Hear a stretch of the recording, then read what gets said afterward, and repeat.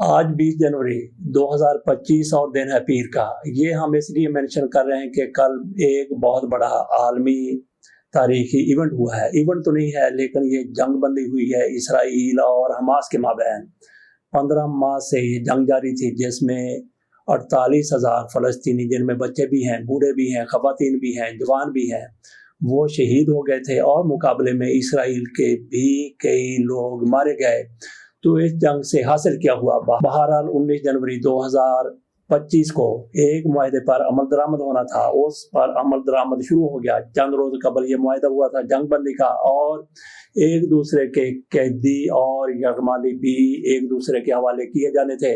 اس دورانیے میں اعلان سے لے کے کل جنگ بندی تک بھی اسرائیل کی طرف سے حملے ہوتے رہے اور جوابی کارروائیاں بھی ہوتی رہیں۔ تو کتنا بہتر ہوتا کہ جیسے ہی معاہدہ طے پا گیا تھا فوری طور پر اس پر عمل درآمد ہونا شروع ہو جاتا، ایک بھی تھا کہ اس کے بعد ہلاکت یا شہادت نہ ان کا کوئی بندہ مارا جاتا نہ ان کا کوئی بندہ مارا جاتا۔ درمیان میں اتنے دن آ گئے کہ ایک دوسرے کو موقع مل گیا کہ جاتے جاتے جتنا بھی اپنے دشمن کا نقصان ہو سکتا ہے کر دیا جائے۔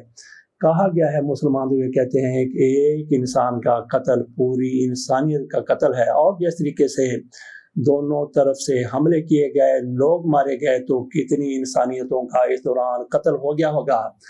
بہرحال اب صورتحال بہتری کی طرف جا رہی ہے۔ کل معاہدے پر عمل درآمد ہونا شروع ہو گیا، قیدیوں کی رہائی بھی شروع ہو گئی، قیدیوں کا تبادلہ بھی شروع ہو گیا۔ اس کے ساتھ ساتھ فلسطینیوں کے پاس دیگر ممالک کی جو خواتین تھیں ان کو بھی رہا کر دیا گیا۔ اس معاہدے سے نیتنیاہو کے لیے بڑی پریشانی پیدا ہو رہی ہے، کیونکہ ان کے کئی اتحادی کہہ رہے ہیں کہ آپ نے معاہدہ کیا ہے تو کیوں کیا ہے۔ ہو سکتا ہے کہ نیتنیاہو پر اتنا زیادہ دباؤ پڑے کہ وہ معاہدے سے پھر جائیں، مکر جائیں، تو پھر ایک صورتحال ایسی سامنے آئے کہ جہاں سے یہ قتل و غارت گری رکی ہے وہیں سے اس کا آغاز ہو جائے اور پھر انسانیت کا قتل در قتل ہوتا چلا جائے۔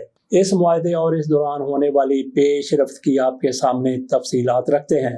اسرائیل اور حماس کے درمیان جنگ بندی معاہدے پر عمل درآمد شروع ہو گیا، جس سے مشرق وسطیٰ میں 15 ماہ سے جاری جنگ کے ممکنہ خاتمے کا راستہ کھل گیا۔ معاہدے پر عمل درآمد پاکستانی وقت کے مطابق صبح 11:30 بجے شروع ہوا۔ عمل درآمد میں 4 گھنٹے تاخیر ہوئی۔ اس کی وجہ اسرائیلی ہٹ دھرمی قرار دی جا رہی ہے۔ اسرائیلی وزیر اعظم نیتنیاہو نے کہا تھا کہ جنگ بندی ڈیل کا پہلا مرحلہ عارضی ہے اور دوسرا مرحلہ بے نتیجہ رہا تو جنگ کا دوبارہ آغاز کر دیں گے۔ دوسری جانب اسرائیلی فوج کو غزہ میں حالیہ خفیہ آپریشن کے دوران اپنے ایک ساتھی کی لاش کی باقیات ملی ہیں جسے 2014 میں حماس نے اغوا کر کے قتل کر دیا تھا۔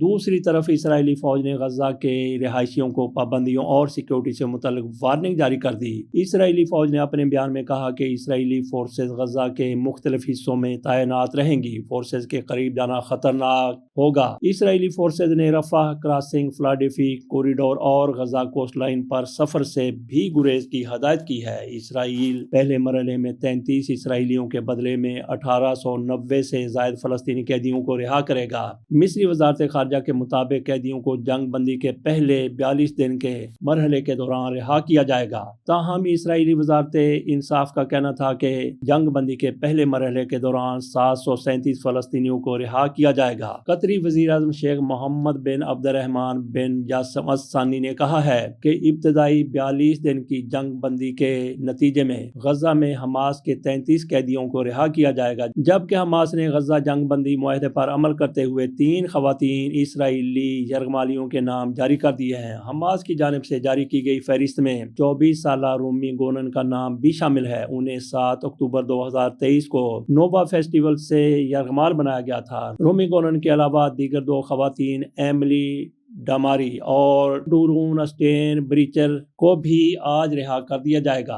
امدادی سامان سے لدے پھر سینکڑوں ٹرک رفح بارڈر پر کھڑے ہیں۔ روزانہ 600 غزہ میں داخل ہو سکیں گے۔ حماس نے قیدیوں کی فہرست اسرائیل کو فراہم کر دی۔ گزشتہ روز 3 یرغمالی خواتین کو رہا کیا گیا۔ یرغمالی خواتین میں برطانوی نژاد خاتون ایملی ڈاماری بھی شامل ہیں۔ برطانیہ نے ایملی کا نام شامل ہونے کا خیر مقدم کیا ہے۔ برطانوی دفتر خارجہ نے کہا ہے کہ رہا ہونے کے بعد ایملی عملی داماری کی مدد اور تعاون کے لیے تیار ہیں۔ عرب میڈیا کے مطابق اسرائیلی جیل خانہ کو ممکنہ رہا کیے جانے والے فلسطینی قیدیوں کی فہرست مل گئی ہے۔ ترجمان نے کہا ہے کہ معاہدے کے تحت فلسطینی قیدیوں کی رہائی کے انتظامات کر رہے ہیں۔ حماس کی طرف سے یرغمالی خواتین کو انٹرنیشنل ریڈ کراس کے سپرد کیا گیا۔ ریڈ کراس یرغمالی خواتین کو غزہ میں اسرائیل کے خصوصی فوجی یونٹ پہنچائے گی۔ ورلڈ فوڈ پروگرام کے مطابق ابو سالم کراسنگ سے جنوب میں امدادی ٹرک داخل ہو رہے ہیں۔ زیسیم کراسنگ سے شمالی غزہ میں امدادی سامان کے ٹرک داخل ہو رہے ہیں۔ تیار کھانوں کے پارسل مصر، اردن، اسرائیل کراسنگ سے روزانہ خوراک بھیجنے کے لیے پرعزم ہیں۔ ادھر بمباری بھی جاری ہے۔ غزہ میں مزید 19 فلسطینی شہید، 36 زخمی ہو گئے۔ جنگ بندی 6 ہفتے کے لیے ہوگی۔ حماس نے کہا ہے کہ جنگ بندی معاہدے پر مکمل عمل کریں گے۔ اسرائیلی فوج نے جنوبی غزہ میں رفح سٹی سے نکلنا شروع کر دیا ہے۔ فلسطینی مزاحمت کاروں نے غزہ کی سڑکوں پر گشت کیا، جہاں شہریوں نے ان کا والہانہ استقبال کیا۔ ویڈیوز اور تصاویر میں دیکھا جا سکتا ہے کہ فلسطینی مزاحمت کاروں نے غزہ کے علاقوں پر، جن میں البلا اور خان یونس کی سڑکیں بھی شامل ہیں، ان پر گشت کیا اور وکٹری کا نشان بنایا۔ اس موقع پر شہریوں نے نعرے لگا کر فلسطینی مزاحمت کاروں کا استقبال کیا۔ مقامی میڈیا کے مطابق ہزاروں فلسطینی پولیس آفیسر مختلف علاقوں میں تعینات کر دیے گئے ہیں۔ میونسپلٹی نے گلیوں کو دوبارہ کھولنے اور بحال کرنے کا کام شروع کر دیا ہے۔ واضح ہے کہ غزہ پر 15 ماہ سے مسلط اسرائیلی جنگ میں فلسطینی محکمہ صحت کے مطابق ہزاروں بچوں اور خواتین سمیت 47,899 فلسطینی شہید ہوئے، جبکہ 1,10,000 سے زائد فلسطینی زخمی اور ہزاروں لاپتہ ہیں۔ جنگ بندی کے دوسرے مرحلے میں مصر کے ساتھ رفح کراسنگ کھولی جائے گی، جبکہ تیسرے مرحلے میں غزہ میں تعمیر نو کے معاملات طے ہوں گے۔ اسرائیلی وزیر خارجہ گدون سار نے کہا ہے کہ حماس کے اقتدار سے مستقبل میں امن کو خطرہ ہے۔ فلسطینی شہریوں نے اپنے تباہ حال گھروں کا رخ کر لیا ہے۔ ملبے کے ڈیروں کو پھر سے مسکن بنانے کے لیے پر امید دکھائی دیتے ہیں۔ قومی سلامتی کے وزیر اتمارین گویر کے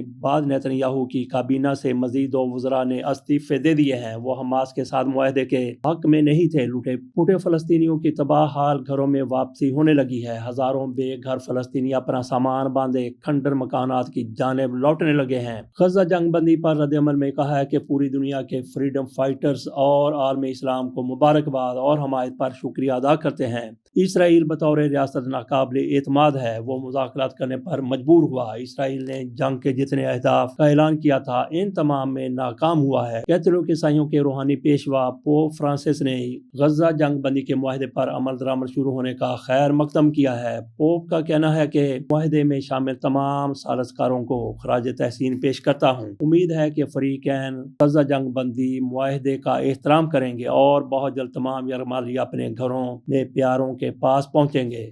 معاہدے کے اگلے مرحلے میں یرغمالیوں میں شامل اسرائیلی فوجی رہا ہوں گے۔ اب ٹرمپ انتظامیہ پر منحصر ہے کہ وہ کیسے سیز فائر معاہدے پر عمل درآمد جاری رکھتے ہیں۔ ترجمان القسام بریگیڈ ابو عبیدہ نے کہا کہ غزہ جنگ بندی معاہدے کا احترام کرنے کے لیے پرعزم ہیں۔ ثالث اسرائیل کو بھی معاہدے کا احترام کرنے کا پابند کریں۔ اسرائیل کی جانب سے معاہدے کی خلاف ورزی پورے عمل کو خطرے میں ڈال دے گی۔ اسرائیل میں بڑی سکرینوں پر حماس کی جانب سے رہا کی جانے والی خواتین قیدیوں کا تبادلہ براہ راست دکھایا گیا ہے۔ اسرائیل نے بھی 69 خواتین اور 21 بچے رہا کر دیے ہیں۔